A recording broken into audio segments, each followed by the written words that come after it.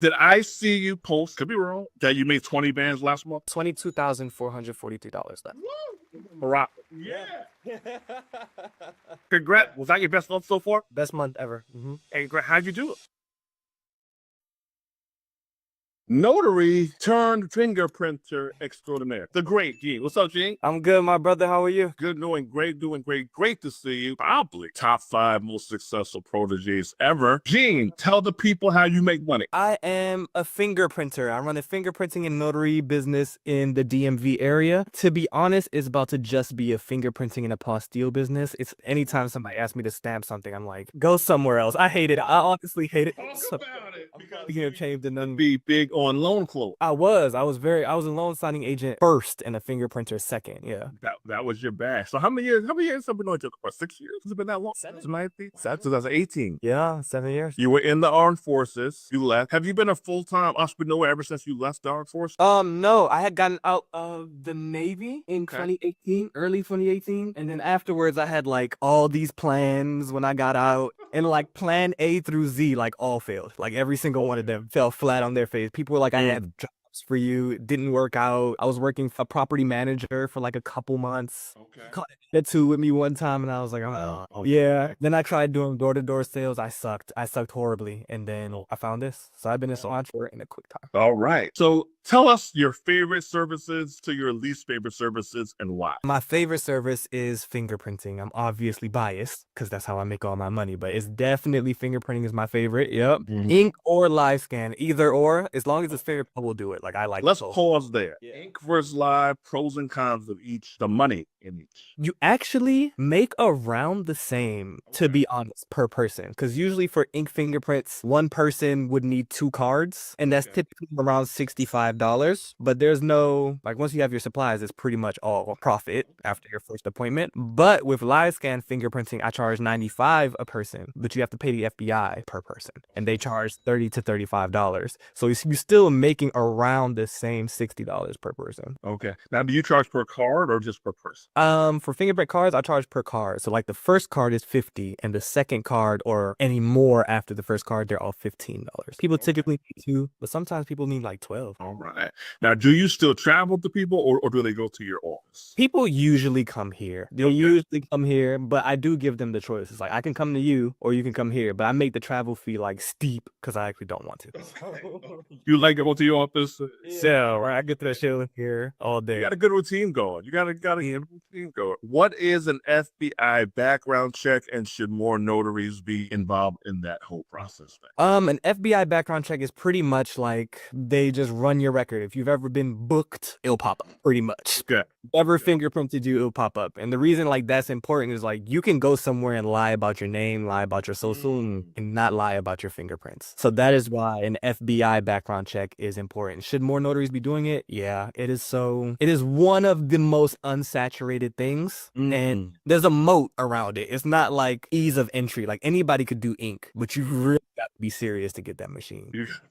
What's it called? 8 bands, 10 bands? 8 at least. 8 at least. Yeah, I got swindled from my first one. Whoa. Yeah, and they charged me $15,000, and I'm thinking it cost that. But I was so up on loan signings at the time. I was like, You didn't mind spending it. I curse on? But yeah, I was like, fuck it, I'll buy that. Yeah, so I paid for it, and then it was actually like a huge scandal. Like you probably used to see them, like fingerprinting classes or fingerprinting. Well, that was then. It got bad, so they had all these people. Then people started talking to each other, like, "What did you pay for your machine?" And somebody was like, "Well, I paid 7." And somebody else was like, "I paid 15." And somebody else was like, "I paid 20." So it became like a big thing. And then they were like getting sued because like Print Scan, I think is the company, was like, "You can't use our likeness no more." Don't quote me, but eventually, like they had they're like a thing, allegedly. And they were running people's marketing. They're like, we'll do your Google My Business, we'll do your website, we'll do everything. But when they got like sued, they fell off the face of the earth. People's businesses went away with them. It was bad. Whoa. Yeah. Okay.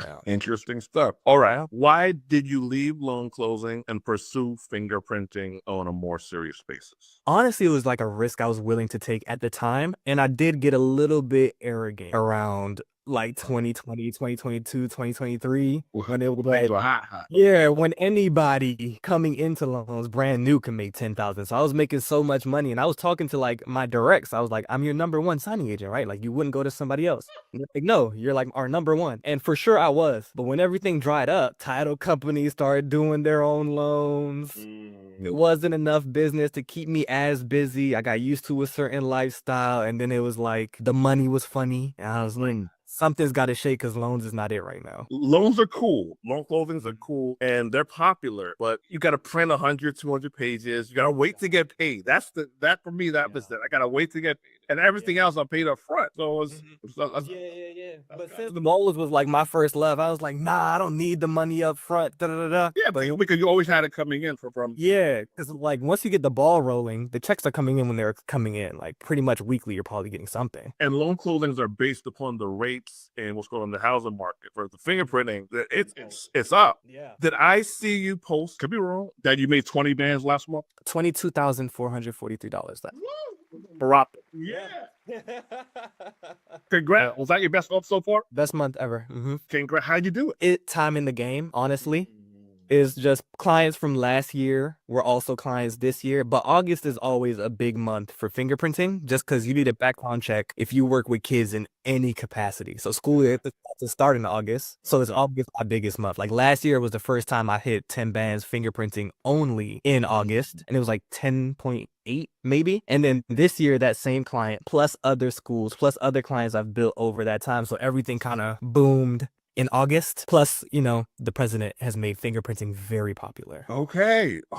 It's up with the fingerprinting. The extorting is the move at the moment. That makes total sense. So how did you feel making 22 bands in a month? Just like on an emotional level. I was hyped because I was really thinking I was gonna make around 17, and I knew probably like 2 months prior, like they're like, we're gonna need you around August. So I'm thinking I'm gonna make 17,000, and the biggest I made before that was probably like 13. So I'm like, yes, it's gonna be my biggest month ever. So to eclipse 17 while still never working a 40-hour work week was like mind blowing for me. I honestly struggle to eat money the same, but you're on like such a high where it's like the come down is a little bit shaky. Yeah. It's tough to go down in life. It's tough. It is tough. All right. It's like, I know I'm not gonna make 20 every month, but it's hard to see the other really good months the same because you just want to beat 20 again. So you're in the DMV area.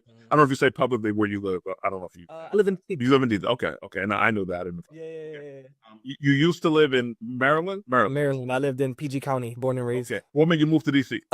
It was closer to the Department of State. Maryland's business rules I don't love. Maryland really hits you upside the head for it. And then DC is just in the middle of both Virginia and Maryland. So being able to bounce between the tri-state area is good for me business-wise. Okay. Now, why do the FBI side of the live scan fingerprints, why does that have to be done in DC? Is there any other state that it could be processed in? Or is it only DC? You can do FBI background checks wherever you are, as long as you have your live scan machine or fingerprint cards. Okay. The apostilles for FBI background checks. Apostille. Okay. Cannot get an FBI background check apostille at like the state level. It's a you have to get it done in DC, which makes me very convenient. Okay, so it's the trifecta. No, yeah, that is the play right now because of who the president is. So like once he got so many people are leaving the country, but to get dual citizenship somewhere else, you need an FBI background check, which you also need that background check apostilled, or those other countries won't take you. So everybody's going to like Spain, Portugal, and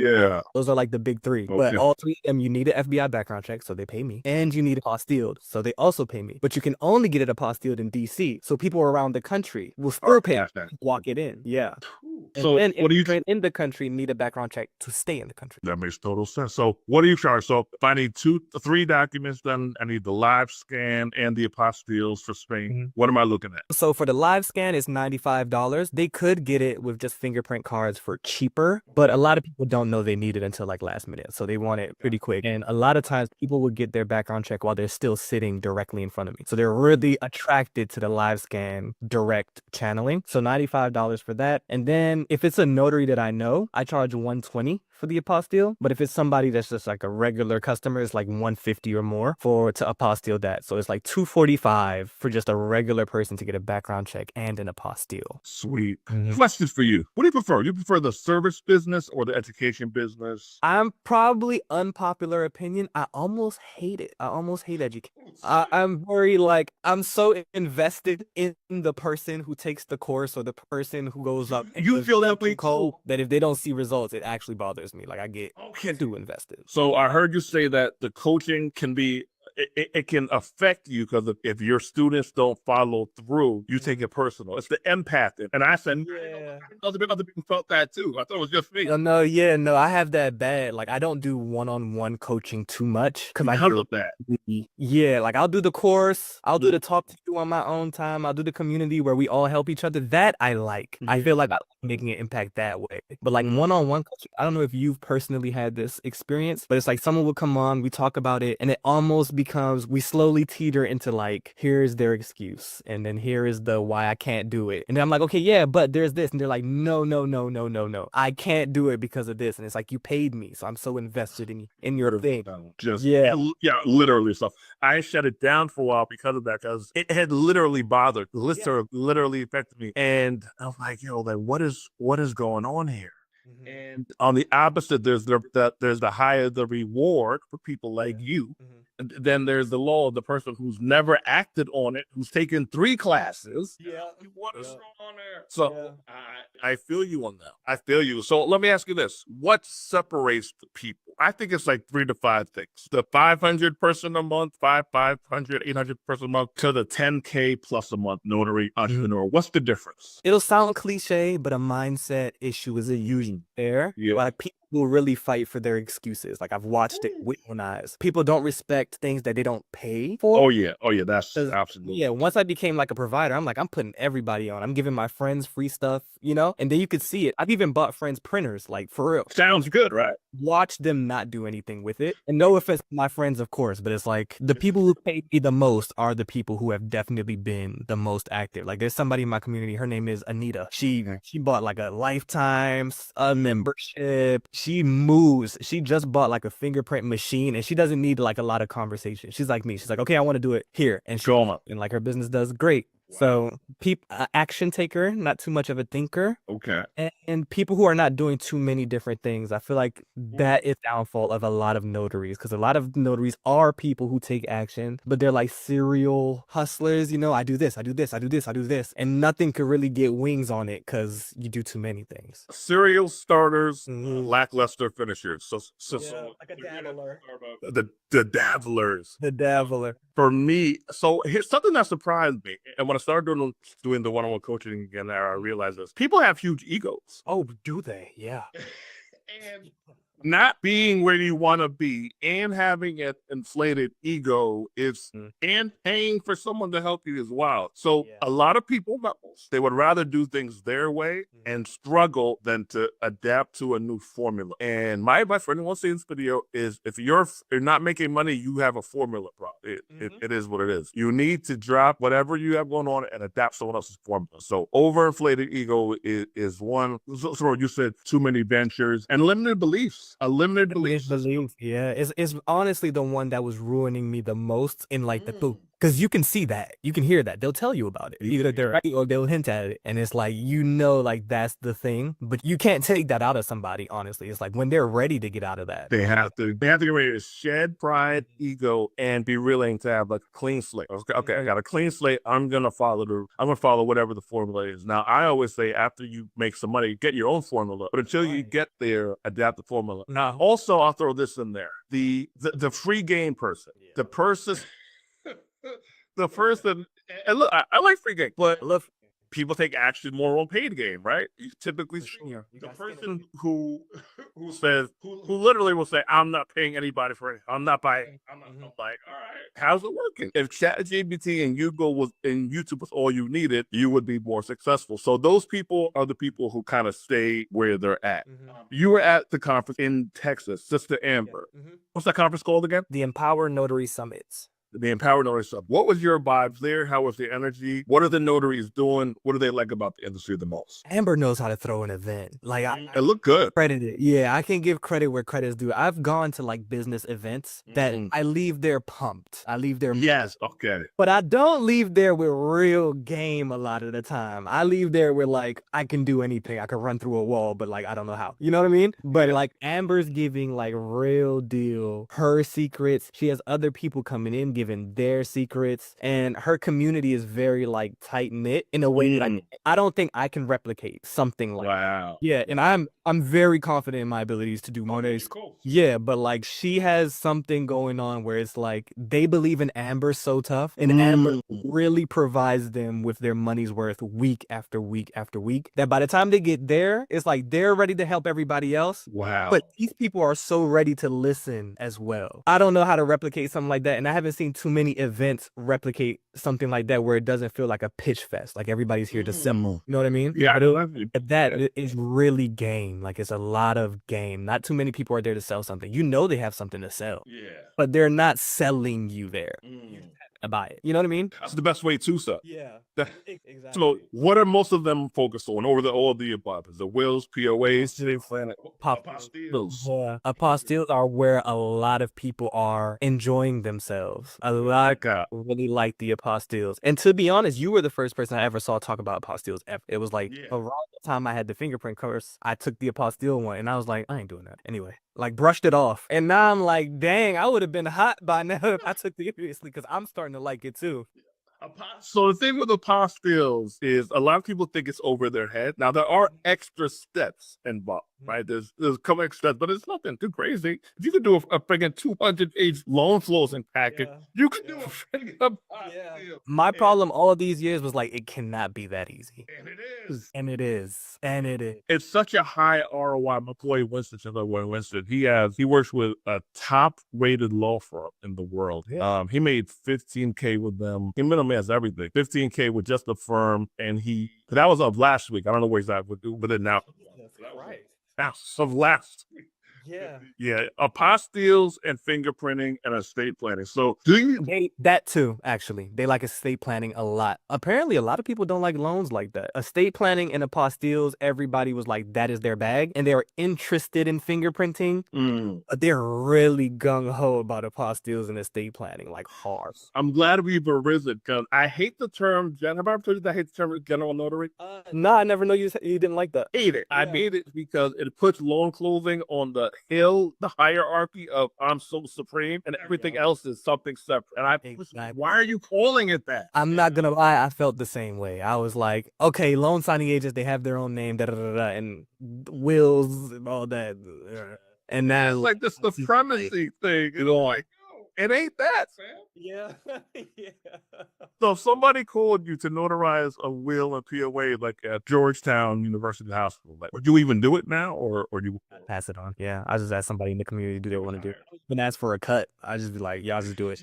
It's the staying awake at night part that kind of bothers me. Like fingerprinting, I do the work, you leave, and it's really done. It's done. Someone could come down like 15 years down the line and be like, you ruined my life. You notarized this wrong. And I got anxiety. Like stuff like that really bothers me. But yeah, that is funny. All right. So if anyone watching this today, let's say 2015, they say, Dre, I see you talking about the fingerprinting program, the ink joints. Do people still need the ink? Is it still liable? What would you tell them? Ink and roll would never die because you can't live scan for a state that you're not physically inside of, except for Florida. So it's like if I am in California, I can't get live scanned in California for the state of California.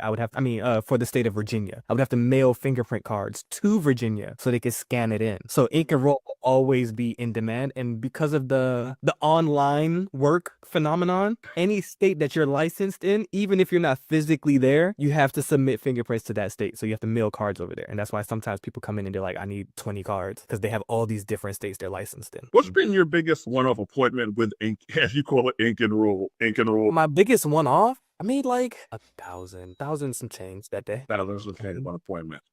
So many opportunities to make. Let's say someone's starting out. They're starting out. They hear us. They're excited. They're like, I want to start. 3 services should I start with? What would you tell them? Oh, that's easy. That's like one of my favorite questions. So it'd definitely be Apostilles because it doesn't actually cost anything. You just actually have to know what you're doing. You don't need a printer. You don't need anything. You could literally middleman that whole thing and you'd be okay because they'd have to mail you or email you the documents. You know what I mean? Would definitely be Apostilles, then ink fingerprinting because that is the cheapest startup in my opinion. Okay. And there's no time like to become a notary in general. There's probably like a week or 2 you have to wait. There's no buffer. Like once you get the supplies, you're good. And then I would say estate planning.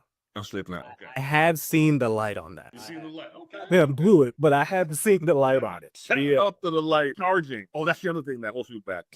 People feel that I don't want to charge that much. No one's going to pay me. Now, cheap and being on the come up are 2 different things in my world. All right. So being on the come up, fighting back, going through something, that's different. Cheap, I don't want to spend them. Cheap people think everybody else is cheap. So they think I wouldn't pay. Why would somebody pay me? You see that holding notaries and fingerprint technician or apostille agents back. Big time. And they don't see it as a high value because it's pitched as such a side hustle that people do not see it for what it actually is. Like it's a literal necessity. People do it on the side, but like literally nothing moves. Like that's been like my philosophy for people trying to get into business. Pick something mandatory. They don't have a choice. They have to get that notarized. They have to get that fingerprinted. Are they going to choose you? That's a conversation, but they can not get it done. Like you don't have to be good at sales or marketing for something somebody has to have. You know, I'm not even on my website. I've never been on my website. Yeah, I just now put me on my website. The first 6 years of it, I was non-wonder. You do not have to be, you could be an introvert, you don't have to be a public figure. You just have to be findable. Ron, online notarizations. How do you feel about this? I like it. I like it a lot. I won't do it, but I like it. I like it as a business model a lot because you can do people around the world. And in my experience, because I'm fingerprinting and apostilling so many people who move overseas, they don't want to fly back to get something notarized. No, I don't. Yeah. So they're like, do you do the electronic notary thing? And I'd be like, no, but I know somebody who does, and I just pass it off. But a lot of people don't want to go to get something notarized, and they'll pay that little bit of extra for convenience. I have a friend, she was in Turkey. She sold her house in Vegas, and she used an online notary. One more question for you, Brother Gene. Your favorite top 3 marketing strategies or ways to get clients? Google, for sure. Ads or the free one, or both? The free one. I've never run an ad in my life. You never ran ads? I'm a bit scared of it. I'm like, I'm going to burn my money. I don't get it. I don't understand it. Okay. So I've never run an ad ever. And you on a low end, you're doing at least what, 6, 8, 10 a month? Yeah, around 7. 7 is like a bad month, but I can 7's a bad month. count on 7. Count on 7 a month. No ads. Okay. All right. Next. I'm a good relationshiper. So I'm really like getting in the convo. It's like if anybody's involved in the transaction at all, I'm very good at like, I need to talk to them kind of deal. I would call that soft skills. You have great soft skills. Yeah. Like being likable does get you. That's it. Yeah. And I know how to shut up. So like people just like to talk. So a combination. Like you know how to shut up. Exactly.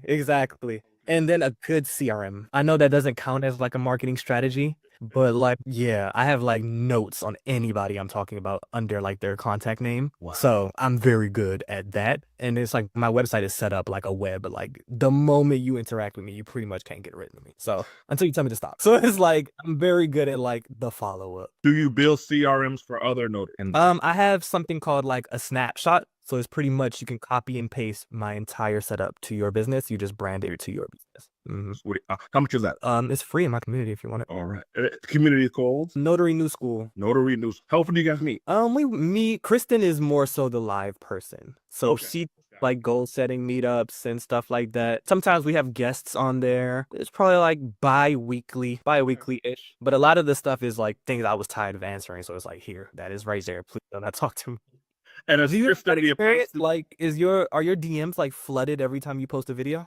Not like they once were. YouTube, I had more transaction going on YouTube than it. But my comment section, a lot of people tell me that you can't make money. That's popular.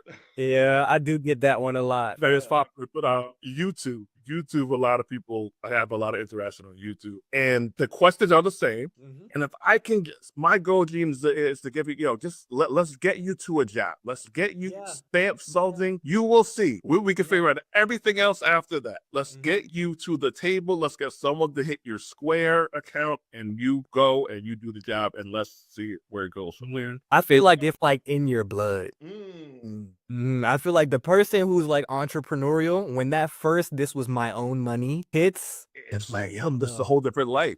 The way you used to, I used to, it used to take me all day to make $100, literally all day, 16 hours, and now it's. You mentioned Kristen. She is the Apostille lady. She is the Ron lady. She makes Ron lit. Okay. 1,000 a month.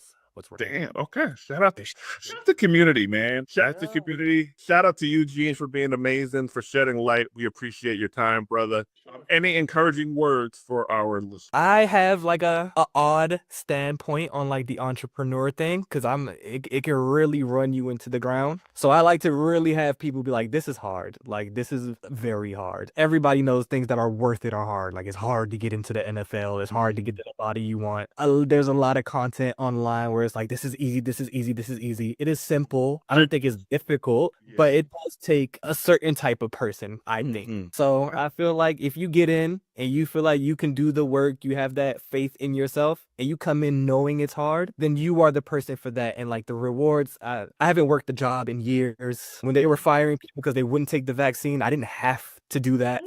So many people are qualified for jobs right now. They can't find one. Nobody can fire me. Like, it is very, very rewarding. I'm living a great life at a very young age. Shout out to Jimmy. Running your business for the people that is for. If you believe in yourself long enough, you just keep pushing. Like, it really, really, really is worth it. That beginning part sucks, but it is not worth it once you get the ball rolling. Gene, we appreciate you, brother. I'll holler at you soon. For sure, for sure. Thanks for having me on, man.